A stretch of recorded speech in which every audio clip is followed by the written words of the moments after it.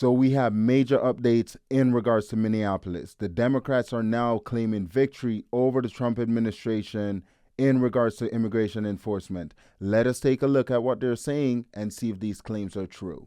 Clearly, President Trump and the Trump administration are in retreat on what had been a violent occupation, I think it's fair to say, of a major American city that they essentially hoped to be the front page news headline that everybody remembered about the Trump administration at this time at the start of Trump's second year in his second term in office. They went big with this on their own terms. Nobody asked for this. Nobody put them up to it. They decided to launch this in order to show off what they could do. And now they are in full retreat, with it being viewed both as a practical debacle and a moral debacle, and they are paying a considerable political price for it. If you were one of millions of Americans who protested ICE out of Minneapolis, you should know tonight you are winning this thing, and it is worth understanding the power of what you have done. Let me start off by saying what Rachel Maddow is claiming is completely false. For one, what's going on in Minneapolis isn't an occupation by any means. By any definition, it is not an occupation. What's going on there are federal law enforcement officers enforcing the law, laws that were set forth by Congress. So it is not an occupation. The next thing, she claimed that no one asked for this. Actually, the American people asked for it. Because remember, Joe Biden got elected to office, and what he did, he opened up the borders. 15 million people came in, illegals came in. And the American people saw what was going on, and they voted for Donald Trump. So over 70 million people actually asked for it to make America safer, to make the streets safer, to make neighborhoods safer. They voted for Donald Trump to essentially come into office and deport the worst of the worst. We're talking about the criminals, the murderers, the rapists, the terrorists that they're deporting that's in Minneapolis and sending them back home. The next thing that she claimed, she wanted to thank the protesters who showed up and protest. But those weren't protesters, those were agitators at best. Because most of these individuals are busting with manufactured signs to essentially cause chaos. And now, as a result of that, 2 people died. She said they're winning. Is that what winning looks like? Americans dying in the streets? So no one is winning here. The American people will start winning when the worst of the worst are off the streets.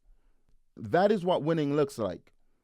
And the reason why they're claiming victory in Minneapolis is because Greg Bovino, the commander at large who was leading most of this operation on the ground, he's been reassigned to California.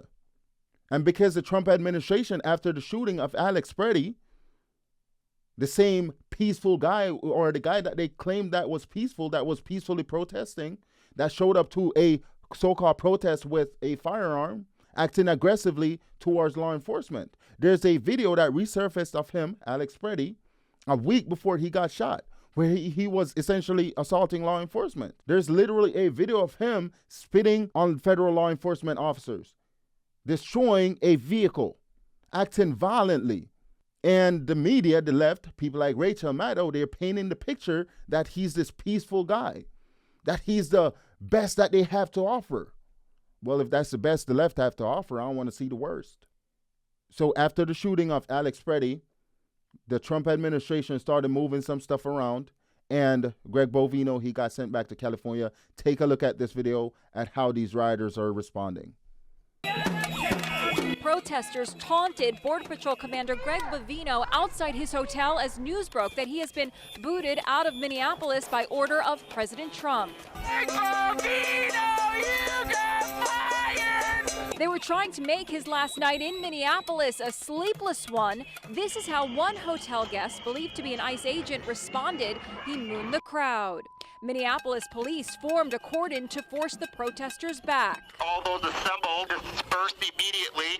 Published reports say that Bovino has been demoted in order to return to his home base in California. And that's not all. Homeland Security Secretary Kristi Noem, a.k.a. Ice Barbie, is also reportedly on the outs with President Trump. This after a 2-hour sit-down last night in the Oval Office. Trump is said to be unhappy that Noem said slain Alex Brady was out to kill law enforcement, a depiction that doesn't match videos shot by bystanders. Very, very unfortunate incident. I don't like that he had a gun. I don't like that he had 2 fully loaded magazines. That's a lot of bad stuff. And despite that, I say that's a very unfortunate. But even staunch supporters like Senator Ted Cruz are expressing concern. Immediately when an incident like this happens, they come out guns blazing, that we took out a violent terrorist. So I do agree that officials, Greg Bovino, Chris Nome, they essentially jumped the gun a little bit after the shooting of Alex Brady. I get that they wanted to get ahead of the messaging, but they did a press conference and they said some things that are now essentially being contradicted. But that doesn't eliminate the fact that Commander Greg Bovino, he's a patriot. Another reason why the Democrats are claiming victory is because now there's been Republicans, I'm sure they're bipartisan, there are Democrats calling for her to resign, but now there are Republicans that are calling for her to resign as well. Take a look. Let's jump to the White House now. CBS News correspondent Natalie Brand standing by there. Natalie, good morning. Based on what Ian just laid out in the CBP report, there was no continuous chain of command for the weapon. There was a discrepancy between what was on video and what Secretary Nome said happened. And now you have all this pressure for her to step down. Democrats threatening to impeach and some Republicans joining that effort. What's the latest on that front? Yeah, there's bipartisan criticism on Capitol Hill. And, new this week, House Minority Leader Hakeem Jeffries, the Democratic leader, says that Nome should be fired or else he'll move forward with impeachment proceedings. Now, keep in mind, he doesn't control the House, and a few Republicans would have to sign on. But notable that a growing number of House Democrats, around 160, support this resolution at this point to impeach Nome. And now we've learned 2 Senate Republicans are also calling for her to step down. Tom Tillis of North Carolina, Lisa Murkowski of Alaska. Take a listen to their comments. She has taken this administration into the ground on an issue that we should own. We should own the issue of border security and immigration, but they have destroyed that for Republicans. Something that got the president elected, they have destroyed it through their incompetence. I've lost confidence in her. I think we would be better served with new leadership at the department. So as you can see, there's bipartisan support for Kristen Noem to essentially resign. Let me know in the comments below if you think she should resign as well. But regardless of the situation, this is political capital for the Democrats. They're utilizing this to justify their actions moving forward. They're utilizing this situation, the shooting of Alex Brady, to do 2 things. To shut down the government, which I'll touch back on in a little bit. And 2, to essentially do a whole bunch of photo ops in Minnesota. After the shooting of Alex Brady, after that entire situation, we saw that the Trump administration decided to send Tom Homan to Minneapolis to clean up the city. And Jacob Fry, Tim Walz, they seem like they were about to essentially, come around to helping out the Trump administration to deport the worst of the worst. And now you see Jacob Fry doing a complete reversal because this situation has emboldened them because they see this as a victory, as a political victory. Now, Jacob Fry, he's threatening to not work with the Trump administration at all, even though they had a phone call a couple of days ago, and Jacob Fry said he was willing to do whatever it takes to work with the Trump administration. Now we're seeing a complete reversal. Take a look. Now, earlier today, President Trump sent a message to Minneapolis Mayor Jacob Fry on social media. In it, the president says, surprisingly, Mayor Jacob Fry just stated that Minneapolis does not and will not enforce federal immigration laws. This is after having had a very good conversation with him. Could somebody in his inner sanctum please explain that this statement is a very serious violation of the law and that he is playing with fire? Again, that was a quote from the president. We begin there, live outside the White House with CBS News White House correspondent Weijia Zhang. Hey, Weijia, so has Mayor Fry responded to the president, and what do we know about that meeting he held with border czar Tom Homan?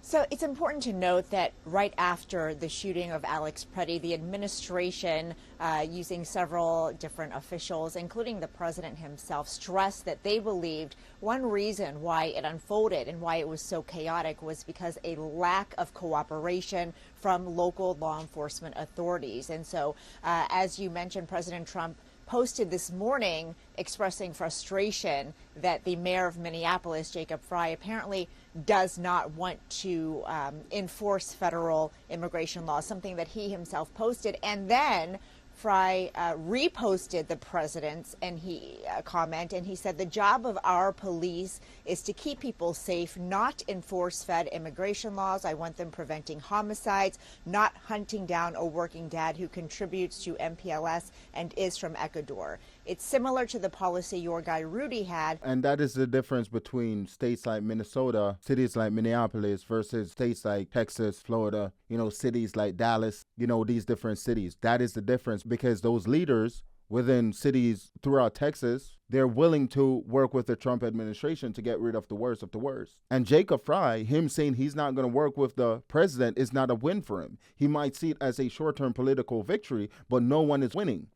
As I said earlier, that the only people that need to win is the American people, because the American people is going to start winning when, the worst of the worst start being deported, where ICE officials, they don't have to chase people on foot, because all the Trump administration is asking for is that saying, hey, the people that are in your jail, that are locked up for some ridiculous crime, like, murdering people, all these different heinous acts, just turn them over to us so we can essentially get them on a plane and get them back to where they came from. That is all the Trump administration is asking for. And people like Jacob Frey, they're not willing to do that. They're willing to put the American people at risk. And that is what's wrong with politicians. They care only about themselves and political survival.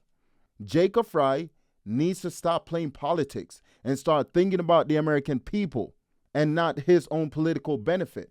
It's not only Jacob Frey, the mayor of Chicago, Brandon Johnson or whatever his name is now threatening to not comply with federal laws. Take a look. Chicago's Mayor Brandon Johnson is now saying he wants to lead the charge in holding immigration agents accountable. The mayor saying the recent immigration operations in Chicago actually made crime go up and that some officers violated civil rights and committed crimes. They made it worse. They're not enforcing laws. They're enforcing political power. And that's why this moment cannot just be met with litigation, with legislation, with executive order. It has to be met with a nationwide resistance. News Nation's Alex Capriello is live here in Chicago with the latest. Alex, what more can you tell us?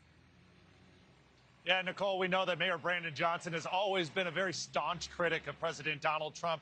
But this time around, it seems really he didn't mince any words when speaking to the National Press Club during this recent visit to Washington, D.C. Again, Mayor Johnson, one of many Democratic leaders all across our country who are part of that forefront of that national resistance against federal immigration enforcement. Here in Chicago, his team was behind a series of lawsuits pushing back against funding cuts and other forms of retaliation that the Trump administration handed down to his city. But this is the very first time that we heard Johnson pledging to be the first city to hold federal immigration officials accountable, specifically through criminal prosecution, saying it's going to be up to the cities and the states to seek justice when our nation's lawmakers won't. Take a listen to some of his most noteworthy remarks. If Congress can't hold this renegade administration accountable, then it's going to be up to the cities to do it. The next step that we're going to have to try, and I'm committed to doing this, of how to set up a pathway for someone like Gregory Bovino to be prosecuted. It's clear that the far right in this country. So this guy's threatening to prosecute federal agents. I would tell him, look within your city. Try to prosecute those communities. Chicago is one of the most dangerous cities in the United States, and you're thinking about prosecuting patriots who signed up to defend the Constitution and not the criminals running wild? This just does not make sense. This just doesn't make sense at all, which is why I think the president should make an example out of Minneapolis. If they want to continue to defy and not enforce federal laws, because federal laws comes over state laws, to send in the military, invoke the Insurrection Act, send in the military, clean up the city, make it safe again for the citizens. Set an example, because if not, you're going to have Minneapolis 2.0 again. And we cannot have that. The American people deserve to be safe. The American people deserve to feel safe. And with that, that brings us to the end of today's video. Let me know what you think in the comment section below. Do you think this entire thing that transpired in Minneapolis is a victory for the left? Do you think it is a victory for the left? With Greg Bovino leaving, now they're calling for Kristi Noem to essentially resign. Also, please consider liking, sharing, commenting, subscribing. You don't have to, but I'd appreciate it if you do. Thanks.